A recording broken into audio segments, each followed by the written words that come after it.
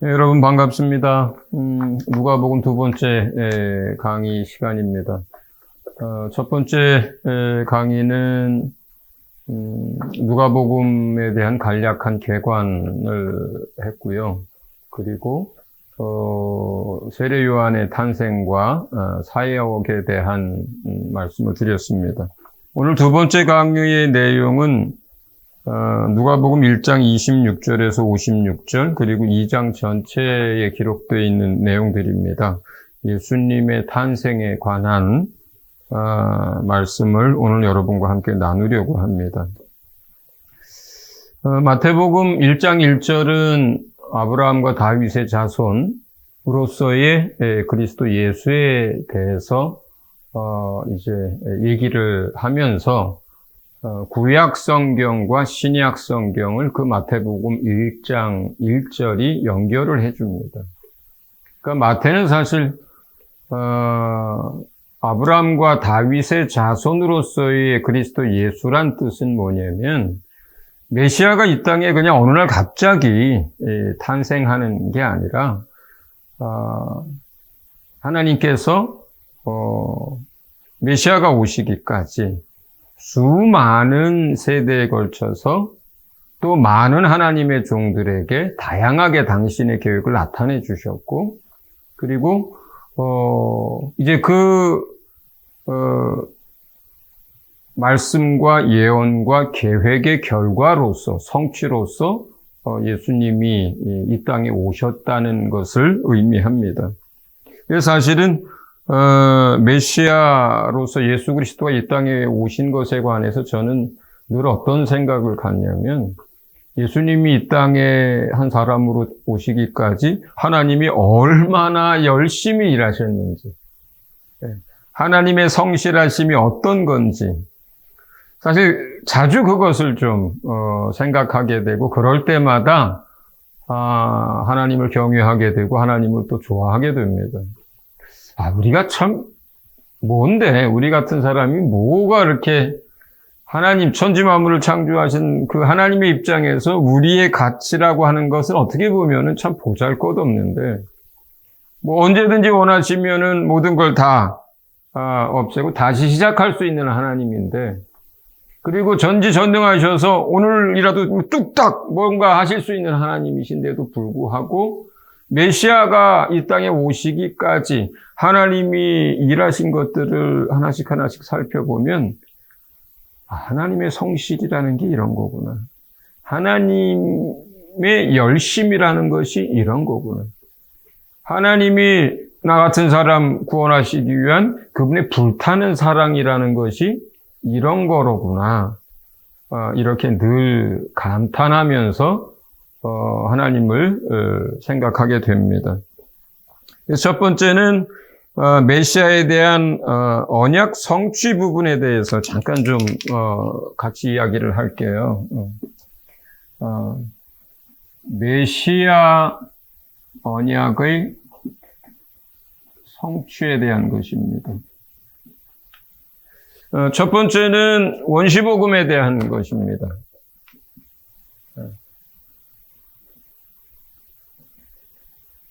원시복음은 창세기 3장에 잘 나와 있죠. 아담과 하와가 범죄했을 때 이제 뱀을 책망하시면서 하나님이 하신 말씀입니다. 뱀의 후손의 이야기를 하고 여인의 후손의 이야기를 합니다. 뱀의 후손이 여인의 후손의 발 뒤꿈치를 상하게 할 것이요, 여인의 후손은 뱀의 후손의 머리를 상하게 할 거다. 우리는 이게 이제 사단이 사람들을 충동질시켜서 하나님의 아들 예수를 십자가에 못 박게 한 그 일을 발꿈치를 상하게 한 거라고 이해를 하고요. 그렇지만 예수님이 부활하셔서 마귀의 모든 권세를 뺏고 그를 심판하고 멸망시키게 되는 것을 여인의 후손이 뱀의 후손의 머리를 상하게 하는 것에 대한 이야기라고 이해를 합니다. 그런가 하면 두 번째는 아브라함의 언약에 대한 거예요. 아브라함에게 주신 언약. 이것은 이제 창세기 12장에서 예수님이 아브라함을 부르고 아브라함의 믿음의 분량이 계속 조금씩 자라가도록 이제 많은 시간들 동안 아브라함을 훈련시킵니다. 그러다가 22장에 가면은 하나님이 아브라함의 믿음에 대해서 인정할 뿐만 아니라 그것을 참으로 기쁘게 받아들이십니다. 그러면서 아브라함에게 언약을 하시죠. 그건 이제 창세기 22장에 나옵니다. 여기에 보면은 이제 내 씨에 대한 이야기를 합니다. 대적의 문을 차지할 것이라고 얘기합니다. 천하 만민이 복을 얻게 될 것이라고 얘기합니다. 사실 다윗의 자손 이야기도 좀 이따 하겠지만 다윗의 자손은 왕으로서 오실 메시아에 대한 거라면 아브라함의 자손은 약간 각도가 틀려요. 그는 온 인류를 구원하실 자로서 그리고 마귀를 진멸할 자로서의 메시아의 모습입니다. 대적의 문을 얻는다. 천하 만민이 그 씨로 말미암아 복을 얻게 될 거다. 이제 이렇게 예언을 해주죠. 세 번째는 이제 출애굽하면서 모세가 한 예언과 그 다음에 성막에서의 제사를 통해서 메시아에 대해서 우리에게 보여줍니다. 신명기 18장 15절에서 18절에 보면은 모세가 나와 같은 선지자에 대한 이야기를 해요. 사실 공생의 기간 중에 이스라엘 사람들이, 유대 사람들이 예수가 누구냐라고 할 때 어떤 사람들은 선지자 중에 하나다, 어떤 사람은 엘리야가 살아났다, 뭐 여러 가지 얘기를 하는데 그들 가운데 이런 표현을 하는 사람들이 있어요. 그 선지자. 여기서 그 선지자라고 하는 것은 어떤 다른 선지자를 말하는 게 아니라 모세가 얘기했던 그 선지자를 말하는 거예요. 네. 이스라엘 사람들이 얘기할 때 혹시 그가 그 선지자냐라고 할 때. 왜냐하면 모세가 얘기했거든요. 너희가 지금은 하나님의 말씀을 듣고 청중하겠다고 그렇게 약속하고 그렇게 큰 소리로 자신하지만 너희는 그렇게 할 수 없을 거다. 너희는 하나님의 마음을 아프게 할 거고 하나님께 불순종하게 될 거고 또 하나님 앞에 이제 많은 이제 하나님이 진노하시는 그런 일들을 하게 될 거다. 그런데 하나님께서 나와 같은 선지자를 보내주실 것이다. 그러면 그때는 이제 내가 아니라 그가 하는 말을 너희가 들어야 산다. 그러니까 모세와 모세의 율법, 성막 이것이 이스라엘 백성에게 굉장히 중요한 것이었는데 그런데 이스라엘 사람들이 또 하나 기억하고 있던 게 뭐냐면 모세가 얘기한 그 선지자예요. 그리고 또 하나는 이제 모세의 사역 가운데 중요한 거는 성막의 제사죠. 그러니까 모세의 예언은 그 선지자에 대한 것이고 성막에서 가장 중요한 것은 대속을 위한 어린 양이죠. 이런 것들도 우리가 전부 성막에서 결국은 어린 양을 통해서 보여주고자 했던 것. 우리가 세례 요한이 예수님이 강가를 거닐 때 예수님에 대해서 말했던 것처럼 보라 하나님의 어린 양이로다. 이렇게 소개가 되었던 것처럼 이제 우리 신약에서 은혜 받고 말씀 읽는 사람들은 전부 다 성막에서의 그 속죄 양이 메시아에 대한 것이라는 걸 우리가 너무나 잘 알고 있습니다. 그 다음에 네 번째가 다윗의 언약이에요. 다윗에게 주신 언약. 이것은 사무엘하 7장에 나오죠. 예. 다윗이 이제 정말 대왕 소리를 듣고 남북을 다 통일을 하고 이제 그가 자기가 거주할 성전을 지었습니다. 그리고 그 밤에 이제 성전 옥상에 올라가서 하늘의 뭇별들을 바라보고 나와 같은 자를 하나님께서 이렇게 크게 왕의 자리에까지 올려주신 것을 감사할 때에 옆에 보니까 초라하기 짝이 없는 겉의 모습은 뭐 해달의 가죽으로 되어 있기 때문에 거무튀튀하죠. 그러니까 그 초라한 성막을 보면서 정신이 번쩍 듭니다. 그리고 하나님을 사랑하는 다윗의 마음 가운데 하나님을 위한 성전을 지어야 되겠다, 이런 마음을 먹었을 때 그 마음을 아시고 나단 선지자를 통해서 해주신 언약입니다. 거기에서도 이제 아브라함에게도 한 씨에 대해서 얘기했던 것처럼 다윗에게도 한 씨에 대해서 얘기합니다. 그리고 이 한 씨를 통해서 나라가 세워지는데 그 나라가 영원한 나라라고 하고요. 그 다음에 그 한 씨가 왕인데 영원한 왕이에요. 자, 그런데 아브라함이 얘기했던 이 한 씨, 다윗에게 얘기했던 이 한 씨를 갈라디아서에서 보면 그걸 뭐라고 얘기하냐면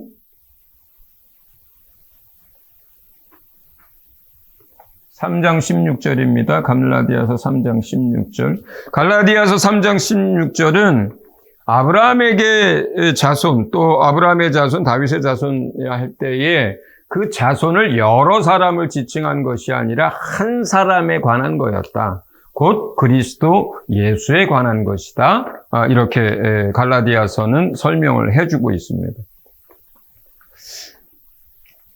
그 다음에 마지막으로 많은 선지자들이 이 메시아에 대해서 얘기를 했어요.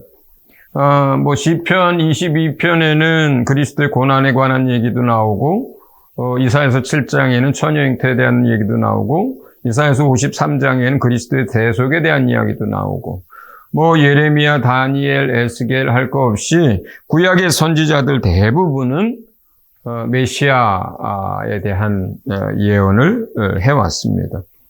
그러니까 저는 개인적으로 노아 사건도, 노아의 홍수 사건도 사실은 믿음의 자손을 유지하기 위한 하나님의 고육지책 같은 거였다고 생각을 합니다. 점점 시간이 지나면서 그 시대에 경건한 사람, 하나님을 믿고 또 그 소망을 가지고 믿음으로 살아가는 사람이 노아 한 사람밖에 안 남게 되거든요. 결국 마리아의 고백처럼 주의 말씀이 내게 이루어지이다, 이렇게 되는 사람이 필요한 건데, 믿음의 사람이 필요한 거거든요. 그게 통로가 돼야 되거든요. 그런데 노아 시대에 노아밖에 안 남은 거예요. 그래서 결국은 그 시대의 사람들의 죄악이 관영한 이유도 있지만, 그러나 사실은 또 하나의 이유는 뭐냐면 메시아가, 하나님의 아들이 이 땅 가운데 올 수 있는 믿음의 자손들을 이제 유지하기 위해서 그런 일들이 있었다라고도 저는 생각을 합니다. 그러니까 첫 번째, 우리가 메시아의 잉태와 탄생을 놓고 볼 때 그때까지 일해오신 하나님의 그 발자취들을 우리가 먼저 좀 생각해 봐야 돼요. 인간이 죄를 지었던 첫 시간에, 그리고 인간을 구원하기 위해서 사람들에게 다가오셨을 때 아브라함에게, 또 다윗에게, 수많은 선지자들에게, 또 죄를 먼저 깨닫게 해서 구원하시기 위해서, 또는 대속을 위한 메시아가 이 땅에 올 것이라는 것을 모세를 통해서 알려주던, 그러니까 메시아가 이 땅에 잉태되기까지 수많은 세월 동안 하나님은 뭐예요? 하나의 목표를 향해서, 궁극적으로는 하나님의 나라와 그 아들에게 그 영원한 나라를 물려주는 것이지만, 그러나 그것을 위해서 마지막 때에 그의 아들을 보내기 위해서 수많은 시간들을 하나님은 끊임없이 일해왔던 거예요. 때로는 예표를 보여주기도 하고, 때로는 직접적으로 예언하기도 하고, 때로는 그것을 위해서 사람들을 멸망시키기도 하고, 그러니까 수많은 시간들 동안 하나님이 메시아를 이 땅에 보내시기 위해서 그렇게 열심히 일하셨다는 거예요. 그렇게 성실하게 일하셨다는 거예요. 그렇게 해서 이제 이 땅에 메시아가 잉태되게 됩니다. 자, 두 번째는 그래서 예수 그리스도의 잉태에 관한 것입니다. 누가복음 1장에 나오는 얘기들이죠. 거기 보면 이제 가브리엘이 처녀였던 마리아를 찾아와서 마리아에게 잉태 소식을 전해줍니다. 보통 우리는 이제 성경에 천사장이 3명의 천사장 이름이 나오지만 유대 전승에 따르면은 7명의 천사장이 있었다고들 이야기들을 한답니다. 근데 우리는 이제 그 7명 중에 3명의 천사장에 대해서 성경을 통해서 압니다.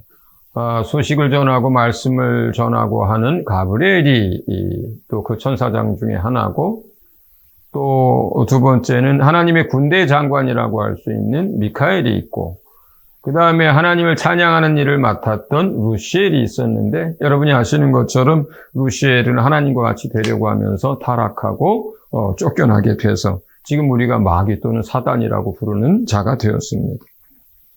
자, 천사장 가브리엘이 처녀 마리아를 찾아와요.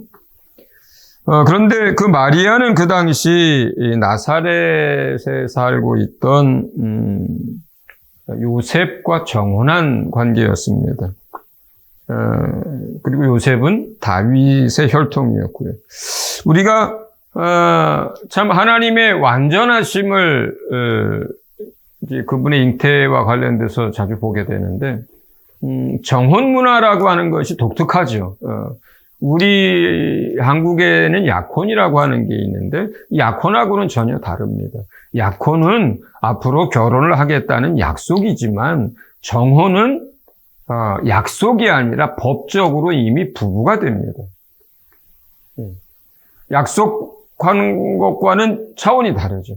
그러니까 법적인 부부예요. 다만 결혼식을 안 올려서 같이 살고 있지 않을 뿐이지 법적으로는 부부인 것입니다. 그리고 이제 그렇게 해서 정혼한 상태에서 만약에 이제 마리아가 자녀를 낳게 됐다. 우리가 잘 아는 것처럼 성령의 능력으로 하나님의 역사로 동정녀로서 잉태하게 됐다. 그러면 법적으로는 누구 자식이 되냐면 요셉의 자식이 되는 거예요. 법적으로는. 그 다음에 자, 첫째는 천사장 이제 가브리엘에 대한 이야기를 드렸고요. 두 번째는 다윗의 혈통으로서 요셉과 정혼한 마리아에게서 이제 잉태되는 것을 얘기했습니다. 자, 그런데 마리아에게 천사가 얘기한 그 내용을 좀 살펴볼 필요가 있어요. 그 내용 중에서 가장 중요한 것이 뭐냐면 가브리엘이 그렇게 얘기합니다. 잉태될 그 사람에 대한 소개를 하는데 어떻게 소개를 하냐면 다윗의 왕위를 줄 거다. 다윗의 왕위. 그 다음에 그는 왕으로서 다스릴 거다. 그리고 뭐라 그래요? 그 나라가 무궁할 거다. 우리가 잘 아는 것처럼 다윗의 왕위를 물려받은 사람은 솔로몬입니다. 그런데 잘 아는 것처럼 솔로몬의 왕위가 그가 죽으면서 영원하지 않은 왕위가 됐고, 또 그 나라도 그 아들 때에 둘로 나뉘게 됐고, 나중엔 또 망하게 됐습니다. 그러니까 이게 솔로몬에 대한 얘기가 아니라 사무엘 하에서 얘기했던 대로 누구예요? 영원한 나라에 대한 이야기고, 그리고 그 영원한 나라의 왕에 대한 이야기를 하고 있는 거예요. 그러니까 가브리엘 천사가 마리아한테 다윗에게 하나님이 약속했던 사무엘 하의 이야기를 하고 있는 거예요. 그 예언이 너를 통해서 이루어질 것이다. 이제 그 얘기를 하고 있는 거죠. 네 번째는 성령과 하나님의 능력으로 잉태될 것을 이야기를 합니다.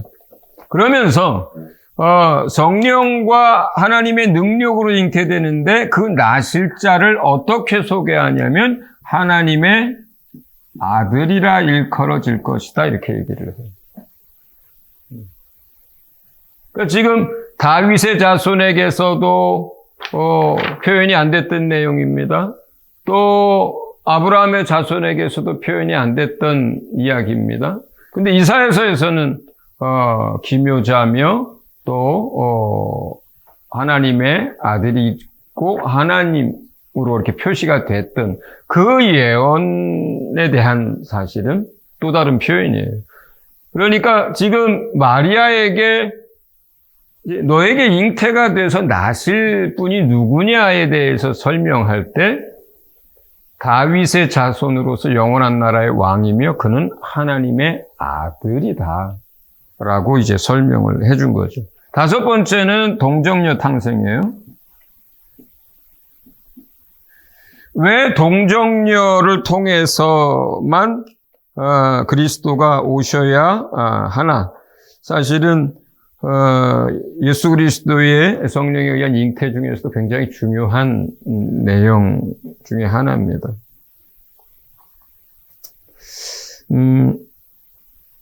성경에 보면 범죄했던 아담을 첫 아담이라고 부릅니다. 근데 예수 그리스도에 대한 다른 호칭이 있는데 마지막 아담이란 이야기를 해요. 그러니까 첫 아담에게 하나님이 영이 유효하실지라도 아담에게 영을 하나만 넣어줘요. 그리고 하와가 만들어졌을 때요, 하와에게 또 다른 별개의 영을 넣어준 게 아니라 아담의 영이 우리가 영의 세계는 다 잘 알 수가 없지만 그 아담에게 주었던 같은 영이 이렇게 하와에게 주어집니다. 그리고 하와와 아담 사이에 자녀가 생겼을 때도 카인이 태어났을 때, 아벨이 태어났을 때, 셋이 태어났을 때 각각에게 별개의 다른 영을 그 안에 넣어주는 게 아니라 아담의 영을 가지고 태어나요. 그래서 모든 아담 이후의 모든 인류의 영은 사실은 전부 한 영이에요. 아담의 영이에요. 그래서 아이가 태어났을 때 죄를 알지도 못해도 죄에 대해서 가르쳐주지 않아도 애들이 죄를 짓게 되고 죄에 대한 소원을 가지고 태어나는 이유가 사실 타락한 죄를 알게 된 하나님과 분리된 그 아담의 영을 가지고 모든 인류가 같은 그 영을 가지고 태어나기 때문에 사실은 태어나면서부터 죄인으로 태어나는 것이거든요. 그리고 그것을 원죄라고도 불러요. 그러니까 아담과 같은 영을 가지고 있는 사람이라면 누가 됐든지 간에 죄인인 거예요. 죄의 영을 가지고 있는 거예요. 그러니까 대속할 수 있는 자격을 갖고 있지 않죠. 그래서 아담이 아니라 완전히 다른 새 영이 필요한 거예요. 그리고 사람이어야 하는 거죠. 우리가 성경에서 죄를 짓다라고 하는 말은 누구에게 돈을 꾸는 것, 그러니까 빚을 지는 것과 같은 의미를 가지고 있어요. 용어상. 우리가 누구한테 100만 원을 꿨을 때 100만 원을 갚으면 그 채무관계가 끝나는 것처럼 죄를 졌을 때 죄의 값이 사망을 지불하면 그것이 끝나는 거죠.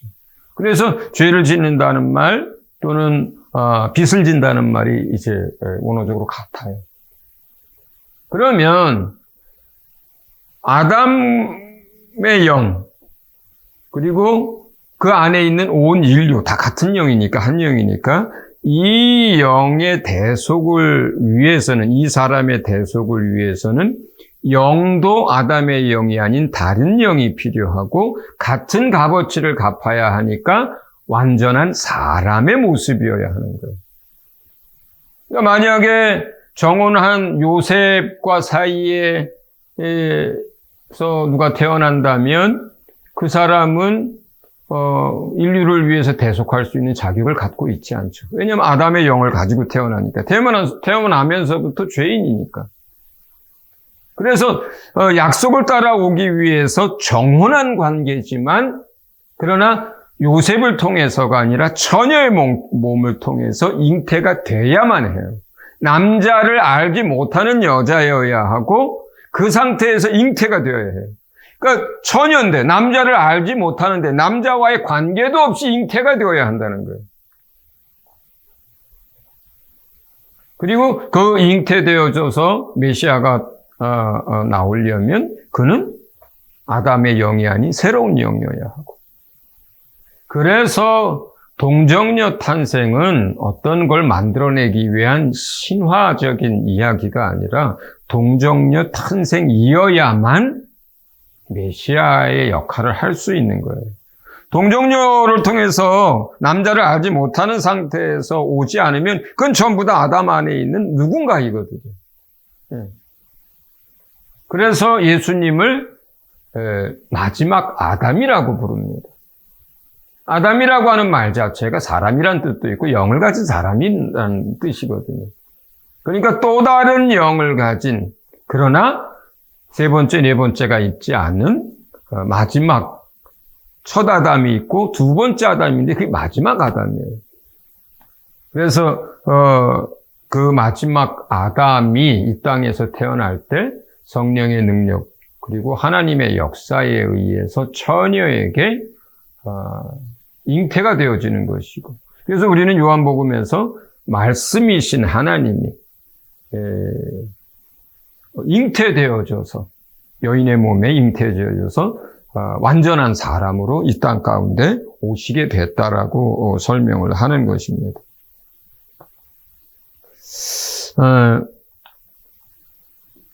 옛날에 저희 아버님에게 복음을 전할 때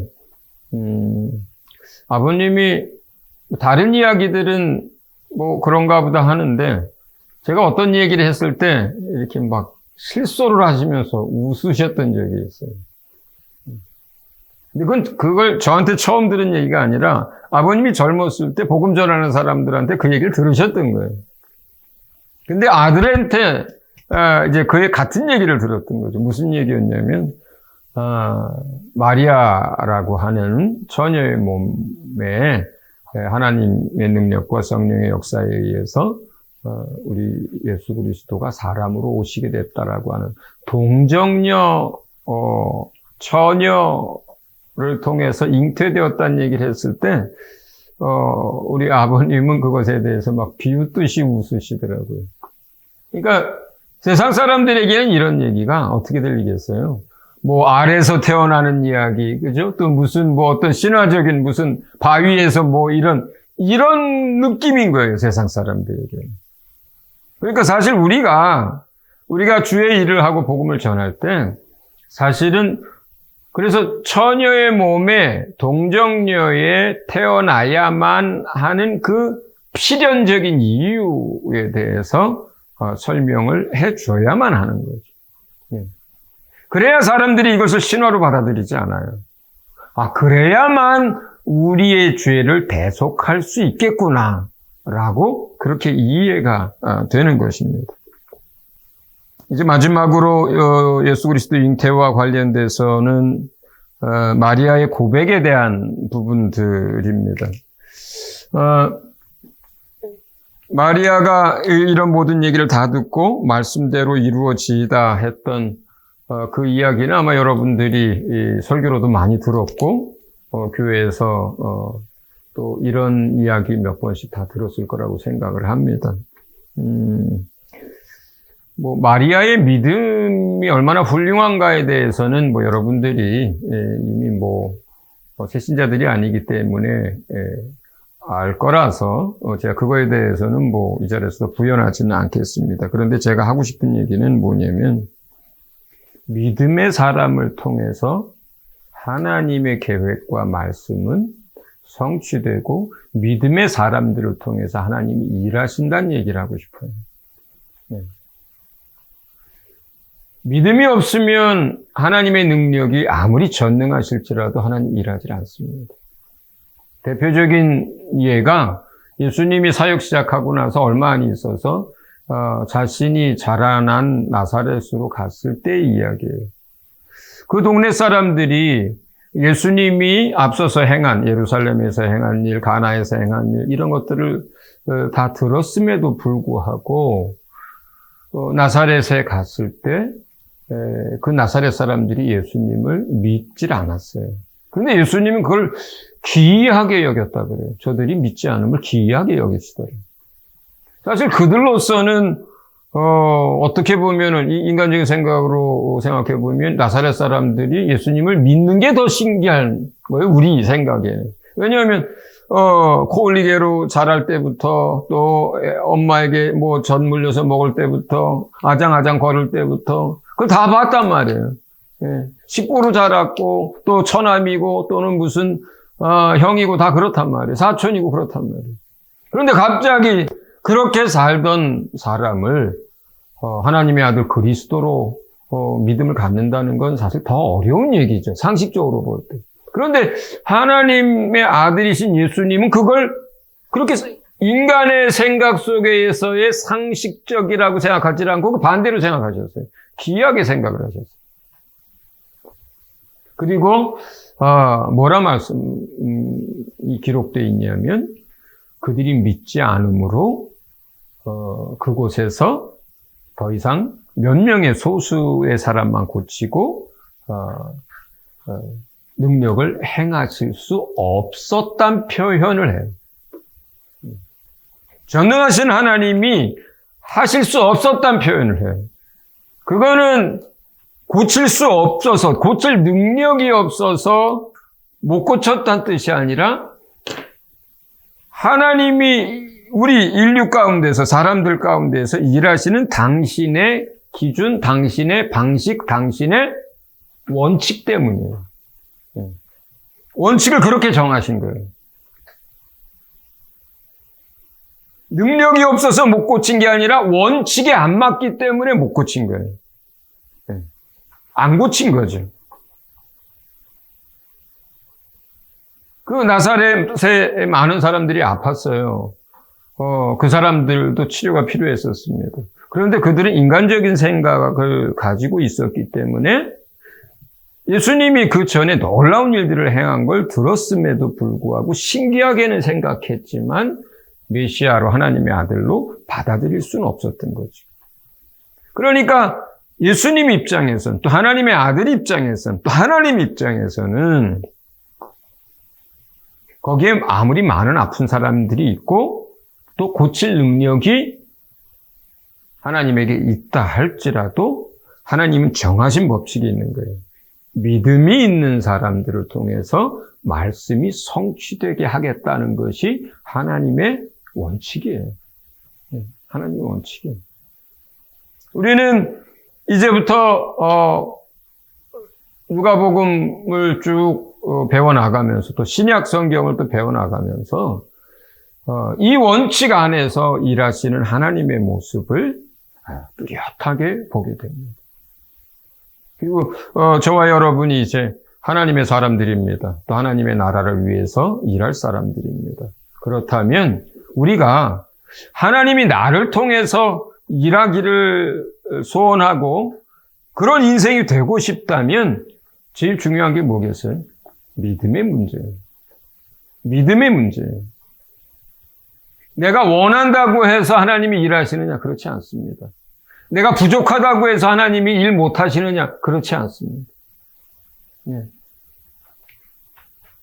내가 하나님의 계획을 다 알지 못해서 하나님이 나를 쓰시지 못하느냐? 그렇지 않습니다. 그럼 내가 하나님의 계획을 다 안다고 해서 나를 쓰실 수 있느냐? 그렇지 않습니다. 우리가 온전해져야도 되겠고 하나님에 대해서도 더 깊이 알아야겠지만 하나님이 우리가 온전하지 않아도 우리가 뭘 몰라도 하나님은 하나님의 일을 한다는 게 중요해요. 왜냐하면 그 하나님의 모든 역사는 말씀되어진 대로 선포하신 대로 계획하신 대로 일하시거든요. 그래서 실제로 성경에 많은 사람들을 보고 실제적으로 우리가 이 시대에 많은 하나님의 사람들을 보면 무지한 사람도 많습니다. 성격적으로 못난 사람도 많습니다. 성화 안 된 사람도 많습니다. 여전히 허물 가운데서 날마다 넘어지는 사람도 많습니다. 선교지에서 많은 사람들이 복음을 듣고 또 많은 사람들을 구원하는 역사가 있는데 음란에 빠져서 범죄하는 사람들도 있습니다. 교회가 10,000명, 20,000명 대형교회로 커져가는데 그 사람이 세상 사람들도 잘 안 짓는 죄를 짓는 사람도 있습니다. 그럼에도 불구하고 그 교회에서 구원의 역사가 일어납니다. 그럼에도 불구하고 어떤 사람을 통해서 죽은 자도 살아나고요. 병든 사람도 일어납니다. 자, 왜 그럴까요? 왜 그럴까요? 첫째는 하나님이 계획하시고 말씀하시고 선포하신 것들을 오늘 메시아가 그분의 말씀과 계획대로 잉태되고 그리고 태어나는 것처럼 하나님이 계획하셨기 때문에 하나님은 그 일을 성실하게 최선을 다해서 당신의 전능하신 능력으로 오늘 이 순간에도 해나가고 계십니다.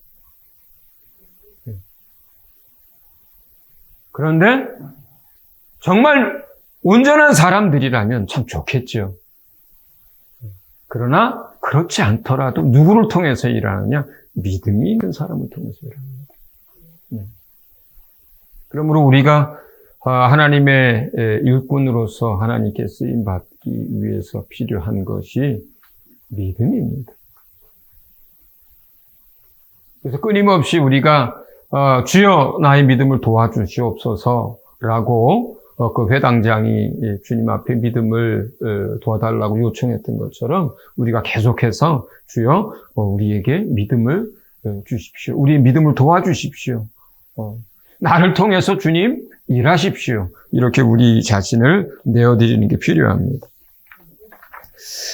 마지막 세 번째로 메시아의 이제 탄생에 대한 부분입니다. 메시아의 탄생에 대한 부분은 누가복음 2장 전체를 통해서 할애해서 가르치고 있습니다. 첫 번째는 그 당시 로마 황제였던 가이사 아구스토. 가이사 아구스토의 명령에 의해서 로마가 통치하는 모든 나라에 호적을 하는 일들이 있었습니다. 이게 그런데 로마에 남겨져 있는 그 문서에 의하면 이게 언제적 일이냐면 BC 4년에 이 호적을 하는 일들이 있었다고 합니다. 그래서 많은 사람들은 예수님의 실제 탄생을 기원 원년으로 잡지 않고 BC 4년경으로 4년을 끌어올려서 잡습니다. 그 다음에 두 번째, 예수님이 이제 탄생했을 때에 동방박사들이 찾아오는 일들이 있었어요. 이 동방박사 이야기는 이제 마태복음에 기록이 되어 있죠. 마태복음 2장에. 이 동방박사들은 우리가 어떻게 이해를 하냐면 마치 귀신 들려서 점치는 사람 같은 그런 점쟁이가 아니라 그 당시 동방에 있었던 사람들 가운데 가장 공부를 많이 한 학자 또는 많은 것들을 보고 배운 지혜자들, 그리고 당연히 그 당시에 그 사람들은 천문학에 대해서도 배웠을 거라고 생각을 합니다. 그래서 별자리나 천문학을 통해서 예언을 하거나 이제 앞으로 될 일들을 점치는, 그러니까 이러한 사람들이었을 거라고 우리가 생각을 합니다.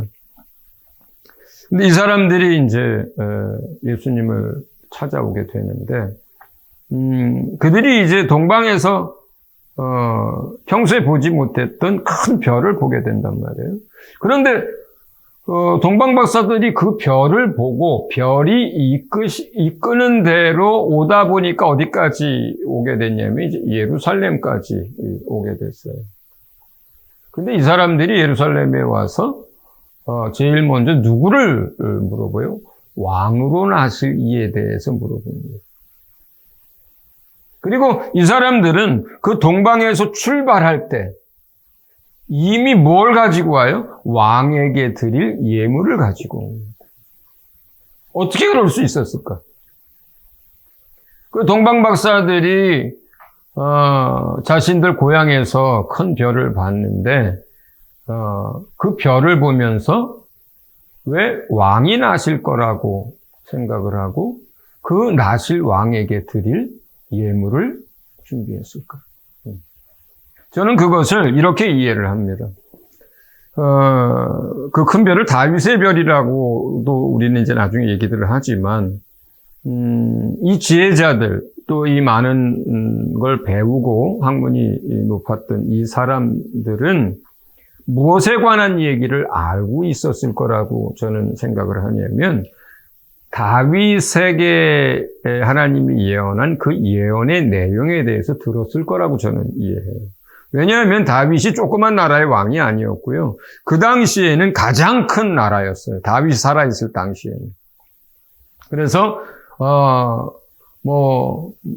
제국처럼 이렇게 큰 많은 민족과 나라들을 다스리는 나라였고, 그래서 다윗 대왕이라고 불렀단 말이에요. 그리고 그 다윗에게 아까 사무엘하 7장에서 나단 선지자가 예언했던 그 예언의 내용을 사실은 다윗은 혼자만 알고 있었던 게 아니에요. 자, 그 이야기를 누가 기록합니까? 사무엘 선지자가 기록을 하잖아요. 그러죠?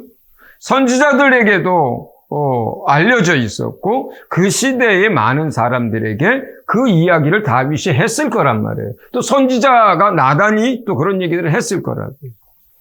사무엘이 그 얘기를 썼는데 사무엘만 알았겠어요? 아니죠. 많은 선지자들에게도 그 이야기가, 나단의 이야기가 전해졌을 것이고, 사무엘도 알고 있었을 것이고, 신하들도 알고 있었을 것이고, 또 이런 얘기가 어떻게 됐을 거예요?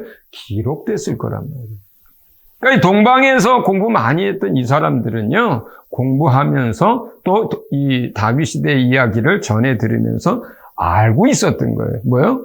영원한 나라의 왕으로 오실 리가 있다.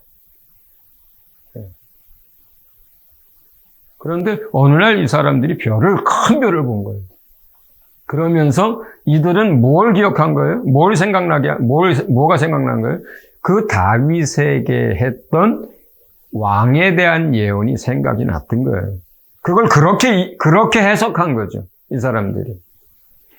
하늘의 별자리나 별의 움직임을 보면서 어떤 예언에 대해서나 아니면 앞으로 될 일들을 이 사람들이 알아내고 하던 이런 사람들이란 말이에요. 그렇기 때문에 동방박사 이야기가 무슨 동화 속에서 나오는 그런 이야기가 아닌 거예요. 그것 역시 뭐예요? 하나님이 예언했던 그 예언의 내용들에 대해서 이 박사들이 듣고 있었고 알고 있었고, 큰 별이 나타났을 때 그 별과 그 예언을 어떻게 해요? 매치시켰던 거죠. 그런데 여기서 저는 이렇게 얘기하고 싶어요. 그들의 지혜로 그게 매치가 됐겠는가? 아니에요. 자, 그날 밤에, 태어나는 날 밤에 그 근처의 들판에서 양을 치던 목자들에게 천사가 나타나서 그리스도가 나실 것에 대해서 알려줍니다. 그래서 그들이 마구간을 찾아가서 그 구유에 놓인 아기를 보거든요. 저는 그 동방박사들이 그 별을 보고 오시는 왕에 대한 별이로구나, 영접하러 가야지, 이 일에 하나님의 신 성령이 역사했다고 봅니다. 왜냐하면 그가 왕으로서 이 땅에 오시거든요. 그 왕으로 오시는 이에 대하여서 누군가는 그래도 왕의 탄생을 기뻐하고 그에게 그 왕을 영접하고 예물을 드릴 사람이 있어야 했던 거예요, 사실은. 그래서 하나님의 성령이 저는 그때 동방박사들의 마음에 하나의 빛처럼 그것이 떠오르게 했을 것이다. 그리고 이 이야기를 누가 기록하느냐? 마태가 기록을 해요. 그리고 마태복음에만 나옵니다. 왜 그렇습니까? 마태가 공무원으로서 예수님에 대한 여러 가지 다양한 모습 가운데 가장 인상적으로 마태의 마음에 들어온 메시아의 모습은 왕으로서 오신 메시아거든요. 그래서 마태복음 쭉 읽다 보면은 그가 왕이시기 때문에 명령했을 때 바람도 순종하는 것이고, 그가 왕이시기 때문에 동방박사들이 찾아와서 예물을 드리는 것이고, 그가 왕이시기 때문에 다윗의 자손이요, 이런 표현들이 계속 나오는 거예요. 결국 예수님이 태어나실 때 하나님은 이스라엘 백성 가운데서는 왕이 오시는 것으로서 그렇게 환영받고 예물을 드리도록 하는 사람은 없었지만, 그러나 이방인 가운데 사람들을 예비하셔서 왕으로 오시는 그 예수 그리스도를 영접하게 하고, 그리고 예물을 드리게 했던 겁니다. 그리고 목자들에게 이제 메시아에 대한 소식을 전하면서 이분이 누군가를 정확하게 설명해 줍니다. 그리스도. 그 구유에서 태어나시는 그분이 그리스도라는 거예요. 그래서 그 목자들이 그리스도가 오실 것에 대해서 알고 있었고, 또 그 이야기들을 또 여러 사람들에게 또 했을 거라고 생각합니다. 그러니까 아무도 모르게 그리스도가 이 땅에 오신 건 아니에요. 동방박사에게도 알려주셨고, 그 다음에 나중에 얘기하지만 시므온에게도 그 얘기를 해주셨어요. 성전에서 시므온이 이제 갓 태어나신 예수님을 보고 그가 그리스도라고 하는 것을 알게 되죠. 그러니까 하나님이 우리가 어떤 일들을 할 때요, 하나님이시기 때문에 그 일들을 미리 말씀하실 뿐만 아니라 실제로 그러한 것들이 성취될 때 소수의 사람들에게 알게 합니다. 동방박사에게 알게 하셨죠. 목자들에게 알게 하셨습니다. 시므온에게도 뭐라 그래요? 네가 그리스도를 보기 전에는, 태어나는 그리스도를 보기 전에는 죽지 않을 거라고 말씀하셨거든요. 또 안나 기도하던 그 안나에게도 또 알게 하셨어요. 그렇기 때문에 이 시대에 있어서도 저는 동일하다고 생각합니다. 그러니까 이제 예수님의 초림은 이렇게 이루어졌다면 예수님의 재림이 이제 남아 있잖아요. 그러니까 하나님의 사람들에게 시대를 분별할 수 있도록 해주실 거고요. 또 예수님이 오시는 때에 대한 감추어져 있던 여러 사인들을 또 드러내서 해석할 수 있도록 해주실 거라고 생각을 합니다. 우리가 그 날과 그 시는 알 수 없지만, 그러나 예수님이 오시기 임박했을 때, 문 앞에 이르셨을 때 그리고 이제 정말로 마지막 말세가 이제 진행될 때 성경의 많은 부분들이 하나님의 사람들에게 풀려질 것이고요. 그리고 그 예수님의 재림이 임박할 때에 또 어떤 이들은 하나님의 교회를 위해서 준비케 하는 사역들을 할 거라고 생각을 합니다. 그리고 그 다음에 또 세 번째를 지나서 네 번째 보면 예수님이 이제 마구간에서 구유에 뉘어지게 됩니다. 이게 참 생각할 때마다 한편에서는 재미있다는 생각까지도 저는 좀 들을 때가 있고 또 안타까우기도 한데요. 여러분도 한번 생각해 보세요. 왕이 어디에 와요? 왕궁에서 태어나시는 게 아니라 그냥 보통 평민의 집도 아니고 어떻게 해요? 소우리, 말우리, 양우리 이런 짐승의 우리에서 태어나고 짐승 먹이통에 아기를 이렇게 누이는 참 이걸 어떻게 받아들여야 될까 싶을 때가 많아요. 어떨 때 보면 하나님 참 어떻게 이렇게 생각하셨을까? 어떻게 이렇게 계획하셨을까?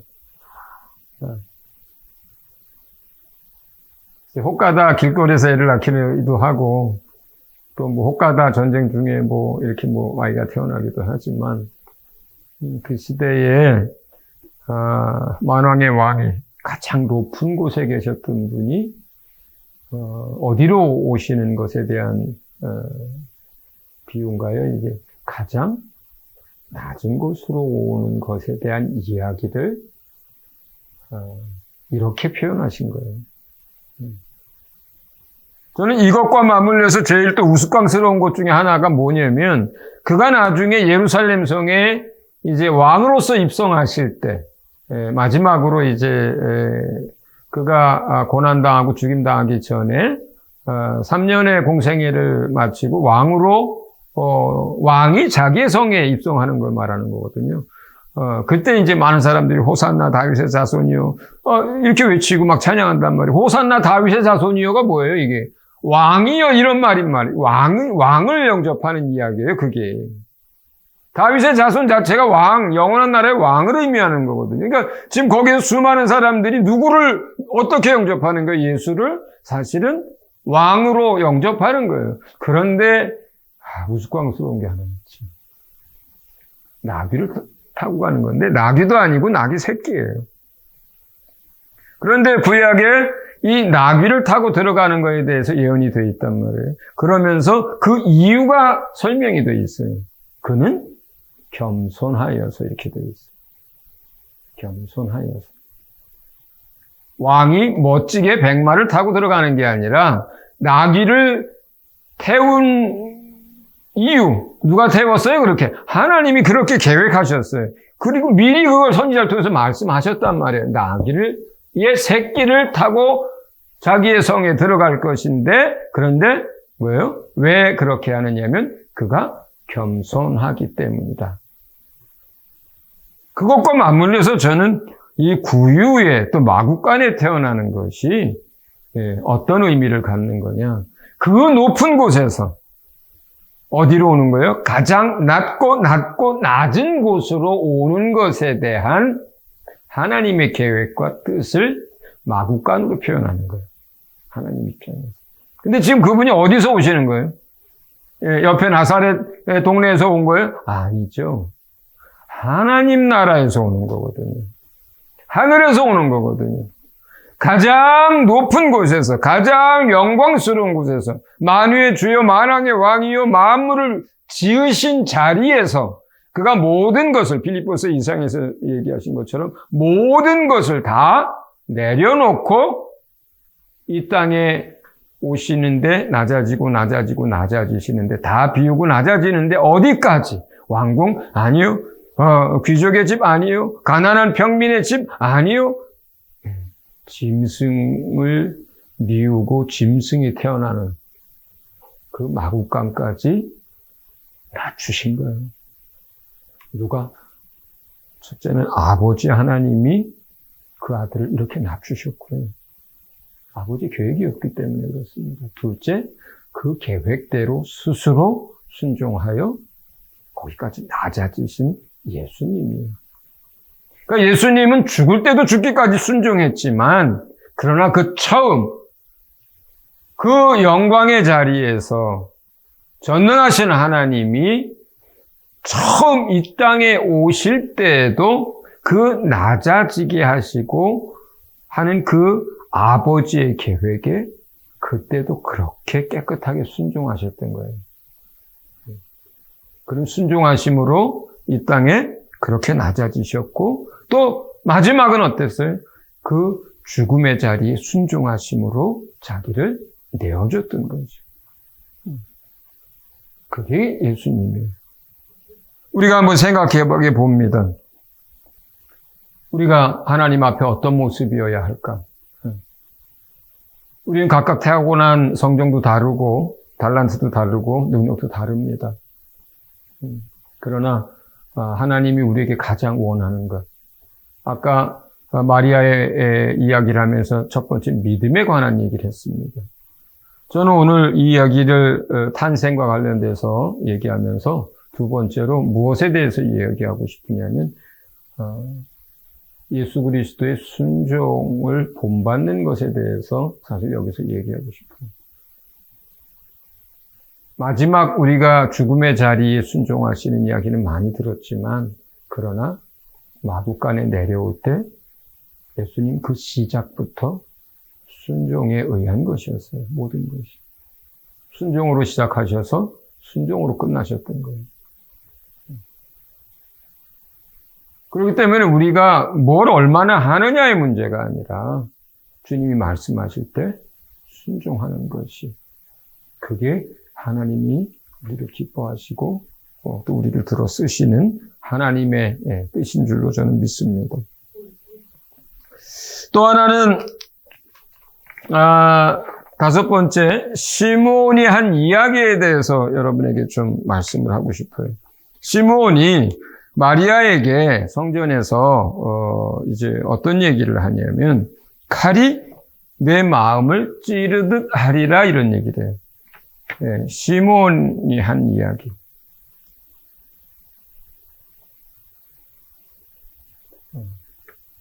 참 시므온이 어떤 사람인지는 많은 기록이 안 나오지만 이 사람 하나님 앞에 특별한 사람이었다고 생각해요. 네. 내가 죽기 전에 그리스도를 내 눈으로 볼 것이라고 그렇게 얘기해 준 사람이거든요. 그래서 사실은 이 사람이 얼마나 하나님 마음에 합한 자였을까, 얼마나 그 나라를 기다리는 사람이었을까, 또 얼마나 하나님 앞에 경건한 삶을 살았을까 추측하게 됩니다. 그런데 그만큼 뭐예요? 메시아에 대한 이제 보게 될 것이라는 것만 알았던 게 아닌 거예요, 이 사람이. 그가 한 이야기, 칼이 내 마음을 찌르듯 하리라. 이거는 그가 그리스도를 보리라 하는 것만 안 게 아니라 성경에 기록된 많은 것들을 하나님이 성령의 감동으로 깨닫게 하고 알게 하고 하나님과의 그러한 긴밀한 무엇이 또 있었던 거예요. 그래서 예수 그리스도에 대해서 얘기를 하면서 칼이 내 마음을 찌르듯 하리라, 이런 표현을 할 수 있었던 거거든요. 근데 이게 뭐냐면 여기서 너는 누구예요? 마리아예요.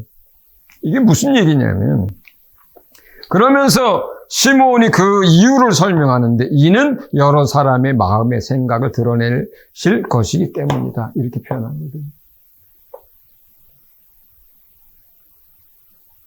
예수님이 많은 사람들의 마음 속에 있었던 그들의 생각, 그들의 마음 상태를 드러낼 거예요. 그런데 이 일로 말미암아서 마리아의 마음이 마치 칼로 찌르듯 하는 아픔을 당하게 될 거예요. 이게 뭐예요? 이게 뭐예요? 우리가 대표적으로 바리새인들의 생각들, 서기관들의 생각들, 그 당시 종교 지도자들의 생각들, 많은 사람들의 생각들을 어떻게 해요, 예수님이? 끊임없이 드러냅니다. 죄인들의 생각도 드러낼 뿐만 아니라 특별히 스스로 의롭게 여기고 있었던 많은 사람들의 생각을 드러냅니다. 그들의 악함을 드러냅니다. 평토장한 무덤 같은 그들의 생각을 드러내요. 왜 그렇습니까? 그래야 그들을 살릴 수 있거든요. 왜 그렇습니까? 예수가 빛이기 때문에 그래요. 예수는 생명의 빛입니다. 이 세상의 빛이에요. 그 빛이 사람들에게 임할 때 숨겨졌던 것들이 드러나게 되는 거예요. 이게 예수님의 사역 가운데 굉장히 중요한 모습이셨어요.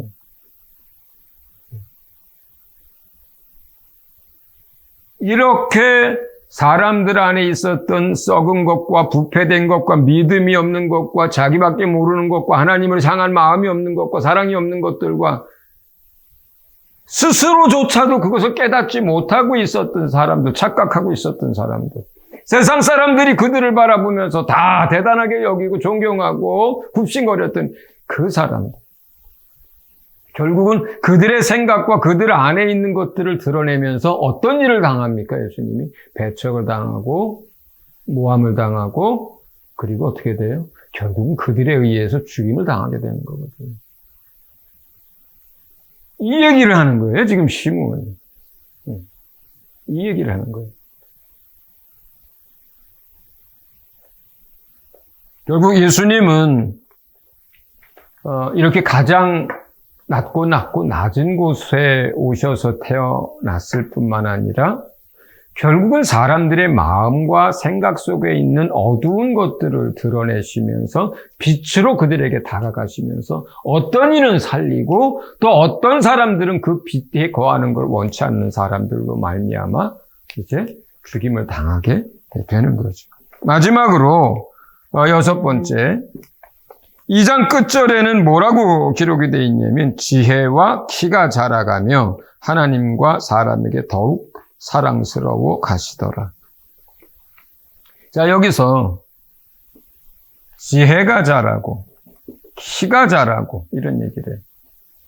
이 키가 자란다라고 하는 것은 육체로 오셔서 완전한 사람으로 오셔서 그 몸이 자라가는 것을 말해요.